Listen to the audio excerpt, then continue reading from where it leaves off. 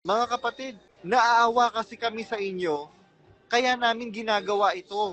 Kasi maraming information silang itinatago sa inyo, mga kapatid, na dapat ninyong malaman. Kung talagang mahal ninyo ang kapatiran, kailangan maging transparent kayo. Biruin mo, Danya Rason, sinasabi mo, kabastusan, yung merong nagsasalita, meron kayong ginagawang iba habang merong nagsasalita. Hindi ba, Danya Rason, na mas kabastusan ang ginagawa mong gago ka na nagsisinungaling ka sa kapatiran? Pardon me for the word, mga kapatid, but I have to say what I need to say. Kasi kung hindi po natin sasabihin ng totoo dahil isinasaalang-alang natin yung damdamin ng iba, maglulukuhan na lang po tayo, mga kapatid. Hindi po kasi ganun eh. The very reason why we exited dyan sa iglesia na yan, dahil niloloko po tayo, ginagago tayo. Ngayon, magsasalita tayo na para bagang walang nangyayari, mga kapatid. Si DSR magtatanong sa KNP, anong masasabi mo? KNP ganito, ganyan. Ay, napakaganda kuya. Ngayon ko lang hindi na maganda sa pandinig yun. Alam na natin yun, sarili natin. Pero bakit tinitiis nyo pa rin? Gigising kayo ng alanganing oras, pupunta kayo sa tapos yun lang maririnig. Napakaganda. Totoo ba talaga yun? Ngayon lang nila narinig, ngayon lang nila nalaman. Yun nga yung karamihan ng mga sinasabi ng mga kapatid na nagme-message sa akin, kinakausap ako, ba't ba dong hindi namin masikmura yung sinasabi ni Brad Josel, Brad Rodel, at saka ni Sunny Catan na, Brad Daniel, kuya, napakaganda po. Ngayon lang po namin natutunan yan. Yung mga naiwan dyan, alam ko naman, manonood din ito after live eh. Huwag kayong magsasalita muna ng tapos sa sarili nyo na dito na ako mamamatay, hanggang bawian na ako ng buhay. Kasi alam nyo mga kapatid, ever since naging kapatid ako, hindi ko sinabi yan. Kasi hindi ko alam kung ano ilalabas ang bukas eh. Kung yan ang magiging nyo sa sarili nyo, sasabihin nyo sa sarili nyo, baka by the time na gustong-gusto nyo nang umalis, hindi kayo makaalis. O kung umalis man kayo, matindi-tindi talaga ang magiging trauma nyo kaysa sa amin. Nagsuri lang yan siya. Ibig sabihin, may nararamdaman na sila sa sarili nila. Tapos biglang nagsalita si Brad JR. O, yung parang confirmation na lang yun. So, ayun, let's go. Parang ganon. Kaya nga yung nung madagdag ko lang sa inyo, no, nung nakausap ko nga yung kaibigan pa, kasi kanina doon tayo kay Brad Matthew, di ba? Yung pinag-uusapan si Brad Ace, na maka-DSR, maka-Royal Family. Pero, yung loyalty niya nasa kapatid. Yun din yung nakausap namin, Brad Badong. Nakausap namin, mga kaibigan din ni Bes nung umpisa pa, kaibigan ni KDR. Kaya hindi siya lumalabas. Pero sumasagot siya ng tanong ng mga kapatid. At sa tingin ko credible naman siya. Kaya lang sabi niya, hindi ako makakalabas kasi kaibigan pa rin ang turing ko sa kanila. Kaya lang, ang loyalty ko nasa inyo, mga kapatid. Kaya kung maririnig nyo siya, ito sa mga etcetera, tsaka sa mga closet, sa mga nakamonitor, kung maririnig nyo siya, mababaw na dahilan para sabihin nyo mag-exit kayo, ang Area 52, ang alak, at yung rape case, mababaw na dahilan niya. Ang isa lang naging reaction ko nung madaling araw na yon, kawawa tayo. Matagal na tayong niloloko nung umpisa pa lang. At naawa ako sa mga naiwan dyan. Yun lang naging reaction ko. Correct. Hindi mo madaling araw na bumibigay na ako. Etong si Sis Rona Ismedia, walang tulugan. Sabi ko, ano dito madaling araw na. Naiwan ko na sila eh. Pero, consistent yung sinasabi nung matanda.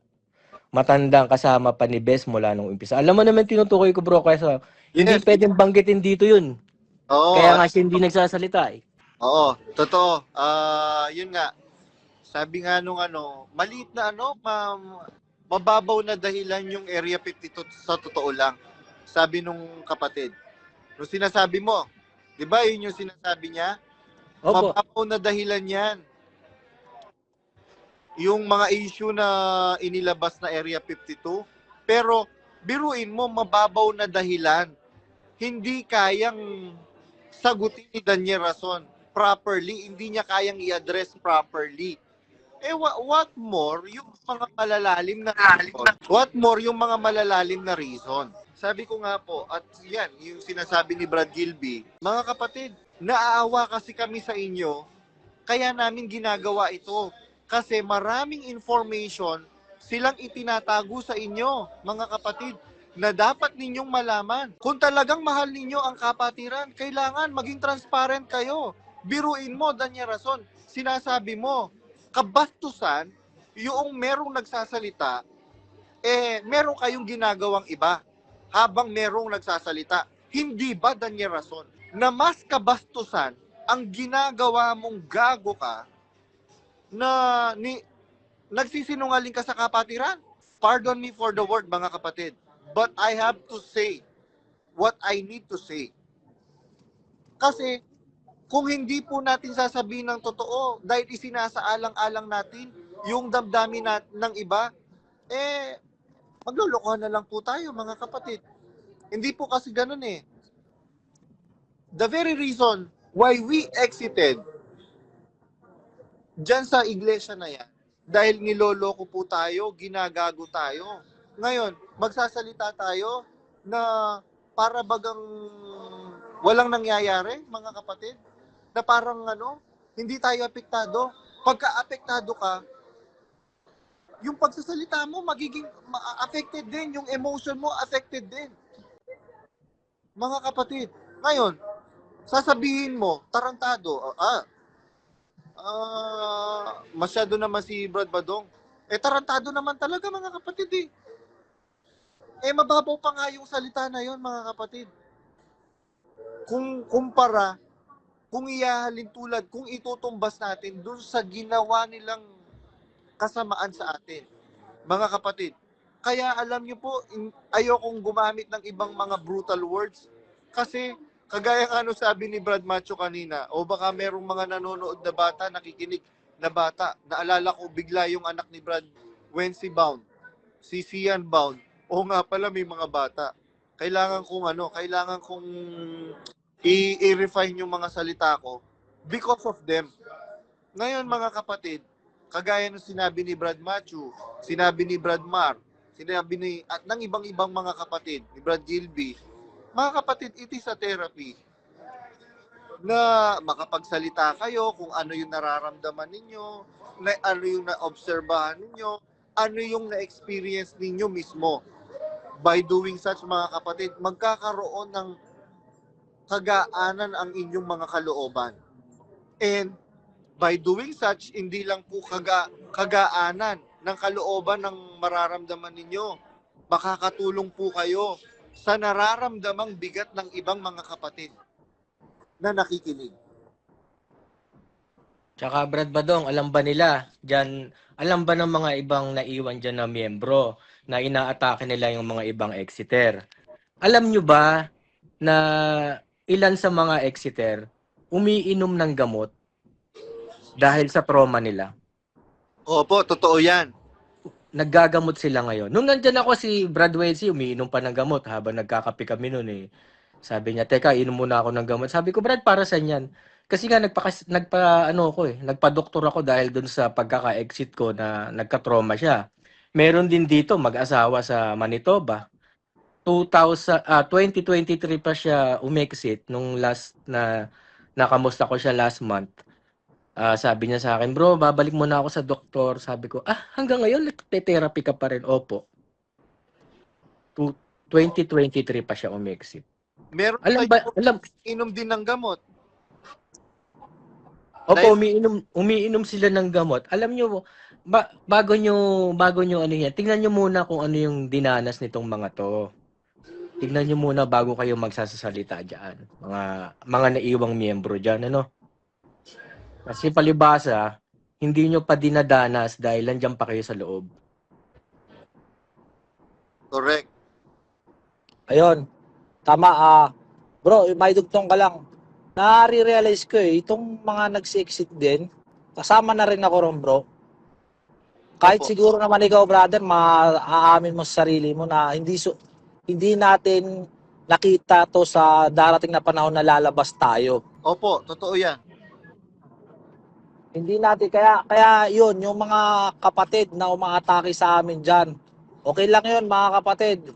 Pero sana, pagka dumating yung panahon na mabuksan kayo, pagpasalamat nyo na lang din sa Diyos. Pero sa ngayon, sige lang, kayo kung gusto nyo matake, di, diyan kayo masaya, di, bahala kayo. Ganun talaga ang buhay eh. Pero tulad nga ng sinabi namin, hindi, or sabi nga ng Biblia, hindi natin alam kung anong lalabas ng bukas. Tama. Kaya yan, no, yung mga nagsilabas, hindi talaga nila alam kung naalalabas din sila. Pero ganun pa man niya, kung anong pinakamahirap ang sitwasyon ngayon, yung mga kapatid na closet. Kasi alam naman natin sa sarili natin na ang kalaban na natin dyan, sarili natin eh. At alam rin natin yung sitwasyon na yan talaga yung pinakamahirap kasi pag nakalabas ka na, masasabi mo andudong ka na nakuha mo na yung kalayaan na dapat nasa iyo yun eh. Simula nung pinanganak ka, yan ang pinakamagandang regalo sa iyo ng Diyos eh, yung kalayaan na yan. Tama. Totoo yan, Badmar. Actually, yan nga yung kinainggitan ng ibang mga creatures sa tao. Kasi ang tao merong free will. Binigyan tayo ng free will ng Diyos to enjoy life, mga kapatid. Kasi hindi mo ma-enjoy ang buhay kung dinidiktahan ka, wag mong gagawin yan. Ito yung gawin mo. Nakukuha niyo po ba yung ipinupunto ko? Yan yung ginawa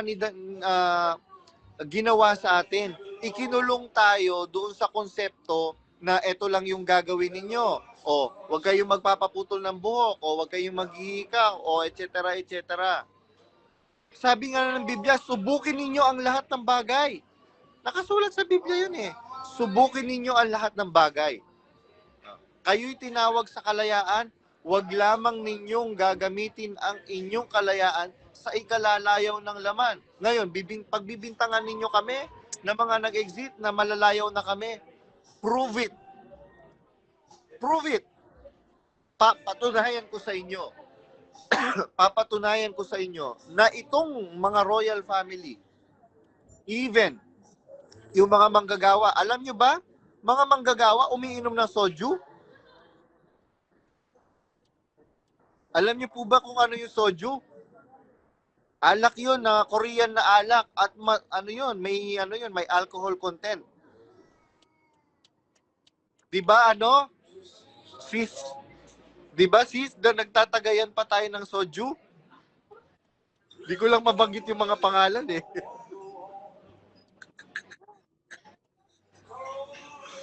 Di ba nagsosoju tayo? Soju na pa nga tayo. And alam niyo sa sarili ninyo, huwag niyo dayain yung mga sarili ninyo, mga kapatid. Ngayon, nararamdaman namin, nagagalit kayo sa amin, especially nagagalit kayo kay Badong. Bukas makalawa, magigising kayo. And hindi ko naman din inihintay na magpasalamat kayo sa akin kasi sabi ko nga sa inyo, magalit kayo, matuwa kayo sa akin, hindi naman po liliit ang aking subo. Kung ano yung isinusubo ko ngayon, yun din naman ang isusubo ko bukas, mga kapatid. At masarap kumain na yung kinakain mo, pinagpaguran mo. Alam niyo po ba ngayon, nahihilig ako sa kamatis dito. Dahil yung kamatis dito, lasang peach. Ayun. Tapos, kayo, ang kinakain nyo nga, churrasco, steak. Pero, masaya ba kayo?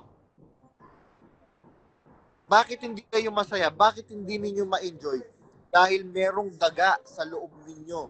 Dinadaga yung inyong mga kalooban. Bakit? Galing kasi sa nakaw. Galing sa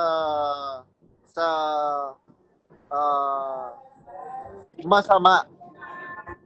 galing sa paggamit ng salita ng Diyos yung inyong mga ikinabubuhay.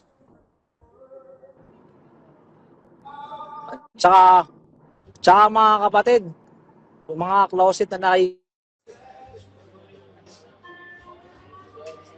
Go ahead. nakikinig yung si DSR magtatanong sa KNP, anong masasabi mo, KNP ganito, ganyan. Ay, napakaganda kuya, ngayon ko lang hindi na maganda sa pandinig yun. Alam na natin yun, sarili natin. Pero bakit tinitiis nyo pa rin? Gigising kayo ng alanganing oras, pupunta kayo sa tapos yun lang maririnig, napakaganda. Totoo ba talaga yun? Ngayon lang nila narinig, ngayon lang nila nalaman. Yun nga yung karamihan ng mga sinasabi ng mga kapatid na nagme-message sa akin, kinakausap ako, ba't ba dong hindi namin masikmura yung sinasabi ni Brad Josel, Brad Rodel, at saka ni Sunny Catan na, Brad Daniel, kuya, napakaganda po. Ngayon lang po namin natutunan yan.